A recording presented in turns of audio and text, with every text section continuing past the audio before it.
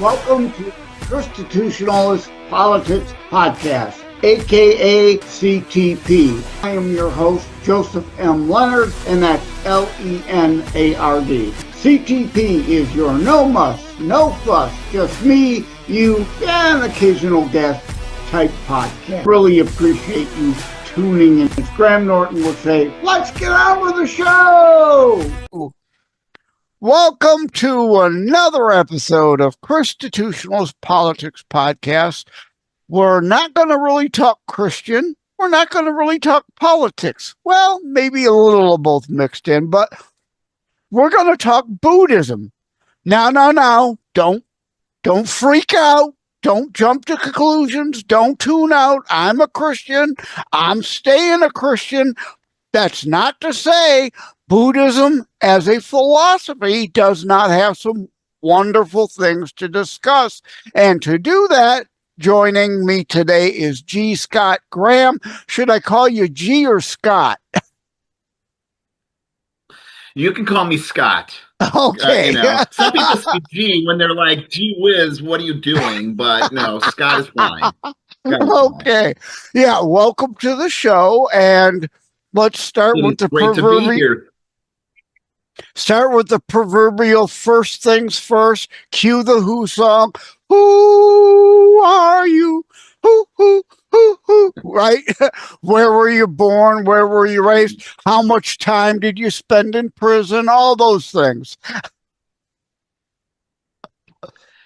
Well, I was born in Cleveland, Ohio, and I moved to Florida when my parents retired. I was born late in life, my mom used to say, and it was her surprise present. And went to 12 years of parochial education, Catholic education. Graduated from the University of South Florida, moved to New England to work for Outward Bound. And that's where at some point I started working for the Department of Corrections, and a person encouraged me. So you actually did spend time in prison, but as a guard. Well, I was actually as a therapist and really helping. Vermont's got a very progressive approach to incarceration, which is we all could get incarcerated at some point. We made some bad decisions. Let's make sure you're going to not make those bad decisions again. And so they work towards people getting their degrees, high school degrees or other degrees, getting sober, those types of things that are going to just keep them out of prison. And so I managed a program that really focused on those things for the entire state at one point. I did go to prison. Yeah, there's a little delay here, which is, of course, very Christian. I am very much for prison as partial punishment, but let's try to reform them and make them good members of society, set them up to succeed when they're out, not become habitual reoffenders and returning. Yes? Mm-hmm. Yes, exactly. And then somebody at one point convinced me. He was another therapist in the program that I worked, and he was trying to convince me to go to take a Vipassana course, which is a prison, because you cut yourself off of society for 10 days. There's no talking, there's no reading, there's no writing, there's no music. You're in total silence for 10 days. And spending most of those days with your eyes closed or in a little kind of meditation cell, which is kind of like a broom closet. And you only get a meal and a half a day, and you're really focused on meditating for those 10 days. And I've done enough of those that I've accrued 260 days of that type of prison under my belt. And I didn't want to go because I was like, this is some sort of cult. This is some sort of religious thing. And I discovered it's not. You mentioned it earlier when you said, hold on, don't turn off the channel. We're going to talk about Buddhism. Buddhism's a philosophy. It's not so much of a religion. We think of it as a religion out west, and there are some sects like Tibetan Buddhism has more of a religious spin, but Buddhism at its core is you could be a Christian Buddhist. There's no accept these tenets. There's no beings to worship. There's no religious values to believe. There's not there. There's it's not like that at all. You don't It's have to really make it. grounded in Yeah, you don't have to make it such. Like you said, some do right, actually worship the Buddha, and others view it as a philosophy. And right. meditation is one of those very positive health benefit, mental and physical wise things. I had on Jeff Patterson, we talked meditation. Without the Buddhist connection, but of course, automatically when one hears meditation, they think, Om, right? It can be, but not really. I mean, in traditional Buddhism, there is not you're not doing that. You're not doing that at all. There is no there is no prayers. There is really just strong determination and focus of your mind. That's what it is. In fact, the meditation place that I have trained at a lot, you would go in there. There's nothing there. There's no Buddhas. There is nothing there that you would look at and say, oh, that's what it is. It looks like just a big public hall of empty space. Mm, That's it. That's it. yeah. Well, let me backtrack. Why is G. Scott Graham here? He's the author of Living the Eight Precepts, How Ancient Buddhist Ethics Can Help People. And for those viewing behind the scenes video, you could see he held up the book. For those listening on audio or reading the transcript, why aren't you watching the video? You'd have seen it. Yeah, there we go. There we go. Yeah, so when you sit down and you take a meditation course, you agree to follow 8 precepts for those 10 days that you're in prison. And they're Buddhist precepts. Traditional Buddhists follow 5 precepts, and then if you're on a meditation course, you'll follow three more to bring it to 8. Monks follow hundreds of precepts, and really they're geared towards right living. And so the book that I wrote takes those precepts and says, what does that look like in your regular life? Because the precepts are, let me go through the precepts. I'm going to put my glasses on here so I can actually, I don't want to just make a mistake and Yeah. not I do that often when I'm talking misquote about my precepts. books on other shows. I'll pick up a piece. I can't memorize this. I wrote this, but I don't have it memorized, right? Right, right. Well, I don't want to misquote those, so I'm just going to read all 8 of the precepts so that you can out there you can say, okay, is this? What are you saying here? Are you saying that you have to believe in this God or that God? What are So here's what they are. Number 1, to abstain from killing any being. Number 2, to abstain from stealing. Number 3, to abstain from sexual misconduct. Number 4, to abstain from telling lies. Number 5, to abstain from all intoxicants which can lead to carelessness. Number 6, to abstain from eating after midday. Number 7, to abstain from sensual entertainment and bodily decoration. And number 8, to abstain from using high or luxurious beds. Those are the 8 precepts. And That's it. a lot of that is more or less embodied in Christian scripture too, although I have to take issue with number 1, thou, abstain from killing anyone.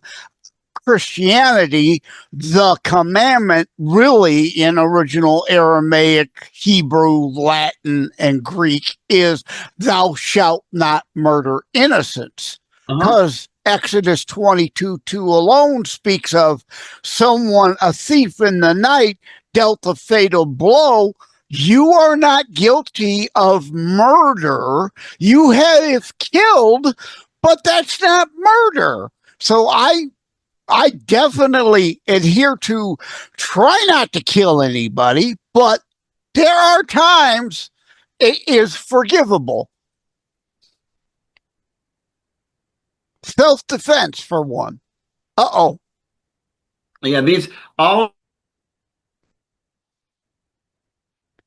We're having technical issues with The Scott. core piece of the while you're doing I need you to start over because your internet froze. You froze up. We just got a frozen screen there for a minute. Respond again. Do you remember what you were going to say? I do. I'm just giving you a break so that the big piece about this is your mental volition when you do something. All of Buddhism is really focused on your mindset, and they tell this story. They say, someone goes and they go see a doctor, and that doctor is trying to save that person, and he takes out a knife and sticks that knife in that person, and that person dies. Somebody else is trying to hurt somebody, really bad ill will, and that person uses the same knife, same place where they stick that knife in, where the surgeon stuck it in. Both people died. There's a difference between that, and that's mental volition on those things. Absolutely. Yeah. Intent. Yes. Absolutely. So it's not even so much of yeah, I guess intent is it. It's like, what is your state of mind? Are you full of anger? Are you full of compassion? Are you trying to be helpful? What is that piece? And it's not just focused on uh people. Someone could be really angry at their dog and have really ill intent and shoot that dog because they don't like how that dog's behaving. And that negative volition is just as bad as the volition of taking somebody else, shooting somebody, because it's not specifically the person, like a person's more valuable than a dog or a dog's more valuable than a fish. It's the amount of agitation and anger that you're creating in your own life that's creating the problem. Yeah. That's an important distinction. Yeah. All of these pieces. And I think actually your pause and almost desire to push back on my use of the word intent is good too, because indeed there's degrees. There's a difference between premeditated murder and negligent homicide, where you may not have intended to kill, but you did. You're then guilty of a negligent homicide in certain cases where there was no ill intent, but the result was the same. So, yeah, all those things factor. Exactly. The same thing goes with telling lies, right? If somebody's coming to your house and looking to hurt your kids, and your kids are in the back room, and they say, "Are your kids here?" and you say, "No, they're not." That's not, is that a lie? That your intent for that person is to protect them and care for them. But there's another piece that happens around lying that most people are incredibly sloppy with. We exaggerate. We're trying to look great with somebody else. We're kind of manipulating somebody else's perception. That type of, when it comes back down to the intent and the volition of your mind. That kind of lying is really hurtful. It's really hurtful for you, because in order to commit that lie, think about how much agitation you have to create, or what you're having to do in the background in order to get to the point to do that. Yeah. It's like, right? It's like speaking ill of somebody, right? There are some people that speak ill of everybody, but most of the time, in order to say, who is this person and who is this, they're this or they're that, and we call them all kinds of names. Before that even happens, the person who has to say that has to generate like a lot of internal agitation, a lot of internal misery, to be able to call that other person out. They're just a miserable person. right? Yeah. And that person really should have our compassion, because if you're happy and you're loving, you're not going around calling other people names and being mean-spirited. Not Yeah. at all. Yeah, right. You mean hyperbole, right? In the intent. And are you trying to puff yourself? I joke all the time. I'm not a hoarder, but I am a slob. I, I can be honest with myself and others about that. To say, "Oh, I'm not a hoarder," and just leave it that and imply let me. I always joke about the ugly. Look at all that garbage under the green screen there. I am definitely a slob. And right, the wife now, ex-wife, asked, "Do these jeans make me look fat?" "Oh no, honey." Right? Yeah, little white lies, and the intent, as you said, is of keeping the peace. And no, they don't make you look fat, but obviously you put on a few pounds, right? No, we just don't need to go there. To be, it's about being pleasant and nice and coexisting. Uh-oh, you froze again. Okay, I am talking just to fill space because Scott has frozen again. I'm not sure if he's coming back. Uh, Oh, all right. now you're back. Okay, you froze again on me.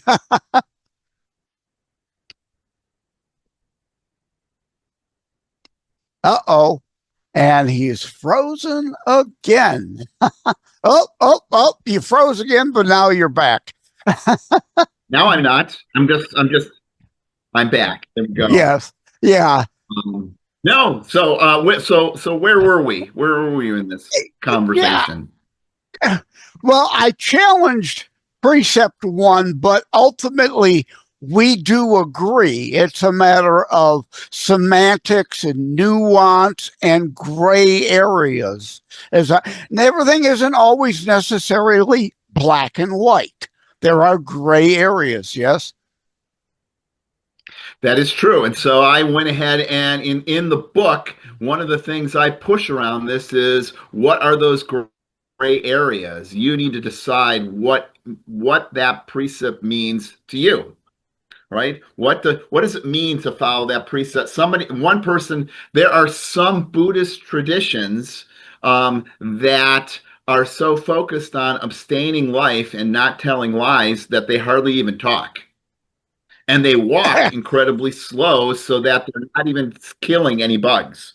They Oh wear my, they wear yeah, masks like we had in COVID, so that they are not accidentally even inhaling bugs.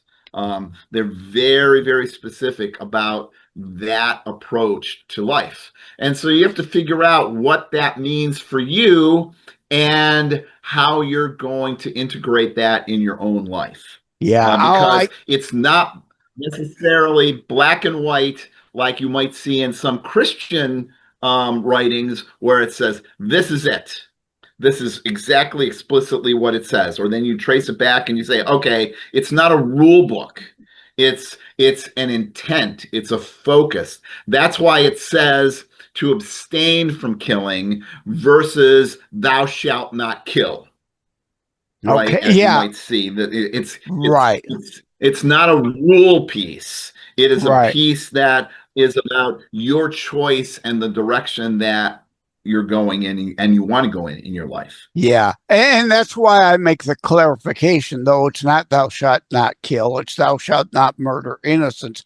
There, you know, the whole Bible in full context. There may be that rule, but there is other context that there can sometimes be exceptions to a rule, that gray area thing, and an aspiration to be the best we can be, but we're all human, frail, flawed, and indeed fall short. And like you said, yeah, the only way to not even accidentally say something you might not mean because subconsciously, again, do these jeans make me look fat response, right? Oh, no, honey, right? Your nature is to sometimes, oh, what a pleasant day. Well, I don't think it's pleasant, but to be nice, I'm going to say, yeah, what a great day. It's just part of being conversationally, societally nice humans. The only way to avoid any lie, white lie or otherwise, as you said, is to sew your mouth shut. Right. A core piece about that people hear over and over again around these pieces is to put these things in practice in your own life. And you hear over and over again in Buddhist writings, the Buddha said it, other teachers say it all the time, do not follow these paths blindly. Put these in place as a practice and see if it benefits you. If it benefits you, then continue to practice that. If it doesn't benefit you, then throw it out. Yeah. Most times you sit down and say, okay, how can I be better? Like, let's just take lying, right? Somebody might be an over-exaggerator and they find that is really driven by their own fear and insecurities. They're thinking about it. I mean, these things don't happen in a vacuum. Someone doesn't over-exaggerate. Someone doesn't have hubris. Someone doesn't lie about things when they have it all together. These things start because you don't have it all together. And so if you start practicing these pieces and then you find, wow, I'm not as agitated anymore because I've had to deal with those things that are fueling those behaviors. I have more balance, then why wouldn't you want to continue doing it? Yeah. Why wouldn't you want to continue doing it? And again, like I said at the top, hope people didn't tune out. How does anyone have a problem with any of this? Right? I mean, seriously. I got to say, I'm worried about our connection issues. You keep freezing and going in and out. So I'm going to cut us a little shorter than I would otherwise do, and indeed urge the value in people getting your Living the 8 Precepts book. Do you have a personal or professional website people can go to? Yes, they can just go to gscottgraham.com. They can just Google G. Scott Graham, and that should bring them right to all my books, information about me. I'll even have this podcast listed there. Great. Sounds great. Absolutely. That's wonderful. Again, I'm sorry to cut it short, but I normally keep my shows to only 30 minutes. But with the connection issues, I think we've got out the main points we need to. And again, I would agree. I urge people, again, don't get hung up on the Buddhism thing. Buy G. Scott Graham's Living the 8 Precepts. Studying that, understanding that, agreeing with some of that doesn't somehow make you less of a Christian. Well said. Well said, Joseph.